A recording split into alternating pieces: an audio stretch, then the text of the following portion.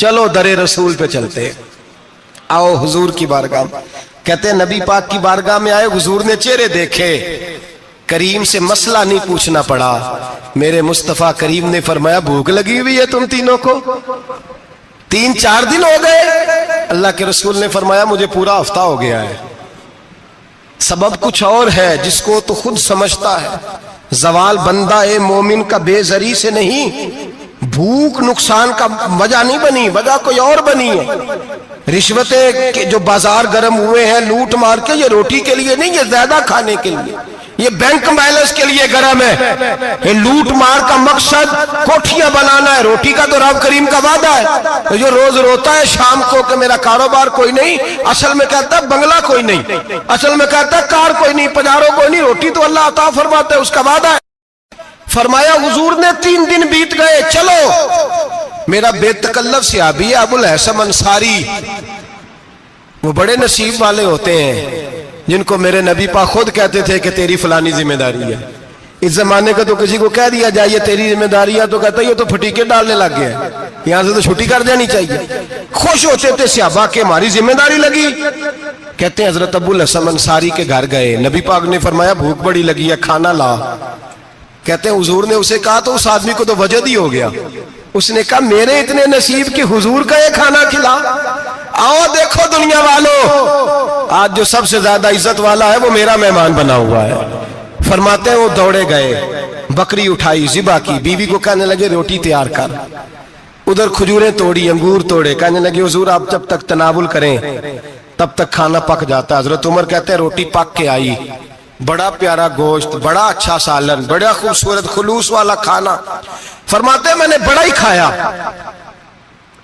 نبی پاک نے نہ ایک روٹی لی اور چھوٹی چپاتی، تھوڑا تھوڑا سالن کونوں سے، اور جب نبی پاک نے کھا لیا تو حضور کی آنکھوں میں آنسو آئے۔ حضرت عمر کہنے لگے حضور روئے کیوں؟ نبی پاک نے فرمایا سوچتا ہوں 7 دن کے فاقے کے بعد کھایا ہے، پر ڈرتا ہوں رب اس کا حساب پوچھے گا تو جواب کیسے دینا ہے، اس کا حساب بھی تو دینا ہے نا جو کھایا ہے۔ تو حضرت عمر فاروق کے ہاتھ میں کچھ چیز تھی، زور سے زمین پہ ماری، کہا محبوبہ 7 دن کے بعد بھی روٹی کھائے تو حساب دینا ہے۔ نبی پاک فرمانے لگے عمر وہ مالک ہے نا، تو جب دیتا ہے تو حساب نہیں لے سکتا، حساب تو دینا ہے، حساب تو دینا ہے، تیاری رکھو۔ صحابہ کرام فرماتے ہم نے ارادہ کیا کہ آج کے بعد ہم پھر فاقے کریں گے، کم کھائیں گے، اس لیے کہ حساب دینا ہے۔ میرے بھائی وہ فاقہ کشی کرتے تھے، ڈرتے تھے۔ یہاں تو لوگ کھا کے بیمار ہیں، کھاتے جا رہے ہیں، سوتے جا رہے ہیں، کھاتے جا رہے ہیں، سوتے جا رہے ہیں۔ یہ بھی وقت آئے گا رمضان شریف کا، سویرے درس پہ آؤ کہتے نیند بڑی آتی ہے، سویرے 2 سپارے پڑھ کے سویا کرو کہتے صاحب نیند بڑی آتی ہے، فجر کے بعد ہی تو وقت ہوتا ہے اللہ اللہ کرنے کا، سحری کا، کھاتے جا رہے ہیں، سوتے۔ لوگ جماعت سے نماز نہیں پڑھتے، سو جاتے، جماعت کا ثواب چھوڑ کے سو جائیں گے۔ بھائی رمضان مبارک میں فاقہ کشی کی ٹریننگ ہوتی ہے، فاقہ کشی کی تربیت لے، رمضان میں روکے اپنے آپ کو، تربیت ہوگی۔ اور ہمارے صوفیاء فرماتے ہیں جو زیادہ کھاتا ہے اس کا نفس اس کو زیادہ پہ مائل کرتا ہے، خواہشات نفس پیدا ہوتی ہیں۔ میرے نبی پاک علیہ السلام نے جوانوں کو حکم دیا ہے یا معاشر الشباب، او جوانوں، یا رسول اللہ کیا حکم ہے؟ فرمایا یا نکاح کر لو اگر طاقت ہے، نہیں طاقت تو روزے رکھو۔ حضور روزے سے کیا ہوگا؟ فرمایا تمہارا نفس کچلا جائے گا، شیطان وسوسہ اندوزی نہیں کرے گا۔ آج نوجوان بڑھ بڑھ کے کھاتا ہے، بہت زیادہ کھاتا ہے، کبھی اس ہوٹل سے کھاتا ہے، کبھی اس ہوٹل سے کھاتا ہے۔ اتنا زیادہ کھائیں گے تو نفسانی قوتیں اچھل کر کے آئیں گی، مشکل ہو جائے گا۔ شادیاں دیر سے ہوتی ہیں، ماں باپ آنکھیں بند کر کے بیٹھے ہوئے ہیں۔ اگر ماں باپ کی ذمہ داری ہو اور ماں باپ نکاح نہ کرے تو نبی پاک نے فرمایا بچے گناہ کریں گے تو جتنا گناہ بچے کو اتنا باپ کو بھی ہوگا۔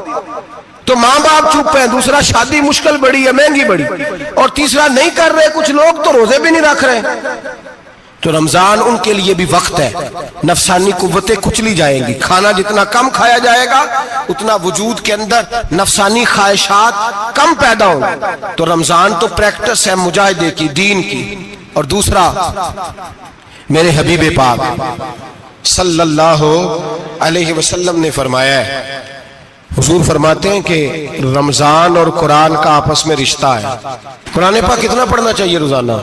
زیادہ سے اللہ جزا دے، امید ہے آپ زیادہ سے زیادہ ہی پڑھتے ہوں گے۔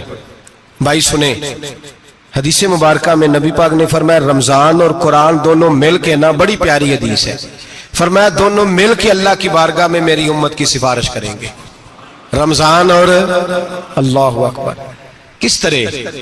नबी पाक फरमाते हैं रमजान कहेगा ए अल्लाह दिन के वक्त मैंने इसे तेरी रजा के लिए खाने पीने से बाज रखा, और कुरान कहेगा या अल्लाह रात को तेरी रजा के लिए खड़ा होकर ये कुरान सुनता था।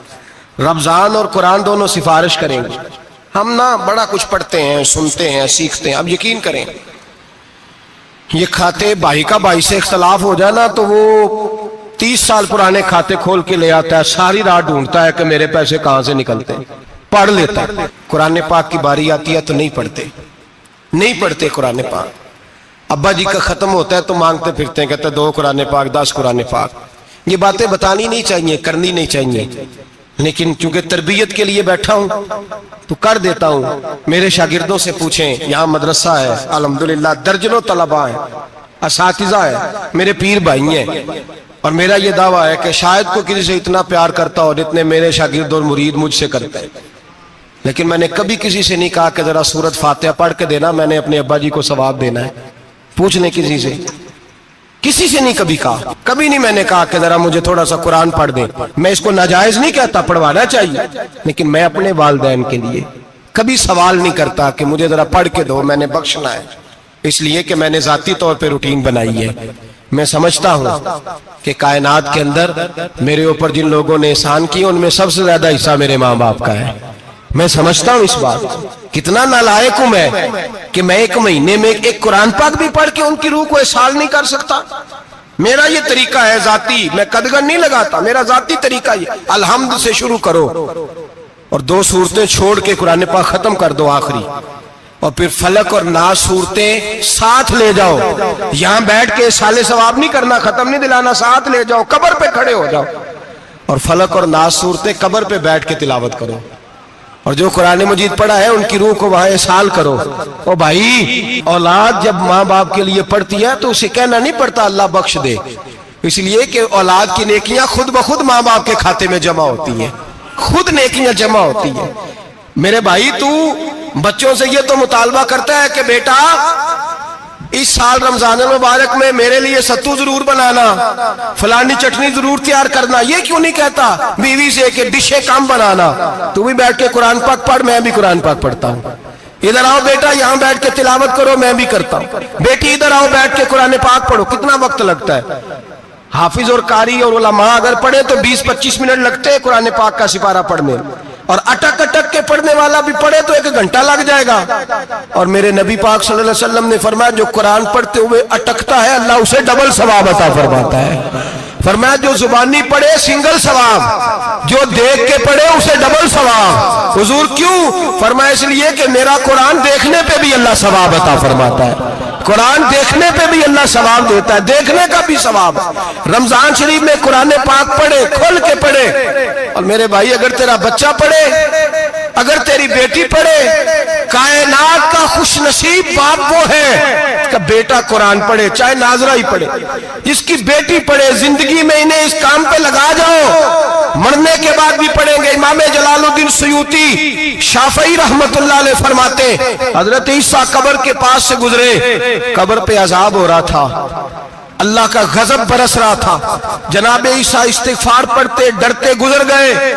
थोड़ी देर के बाद, चंद घंटों के बाद गुजरे तो उसी कब्र पे फूल खिले हुए थे, रहमत बरस रही थी। हजरत ईसा अलैहिस्सलाम अर्ज करने लगे, मौला तू बेनियाज है, मेरी ताकत नहीं तेरे कामों में बोलने की, पर अभी तो यहाँ अजाब हो रहा था, अभी रहमत बरस रही है। जनाब ईसा कहते हैं आवाज़े खुदाबंदी आई, ईसा बंदा बड़ा गुनाहगार था, पापी था, मुजरम था, खताकार था, लेकिन जब इसका इंतकाल हुआ, इसकी बीवी हामला थी, उसके पेट में बच्चा था, बच्चा इसके इंतकाल के बाद पैदा हुआ।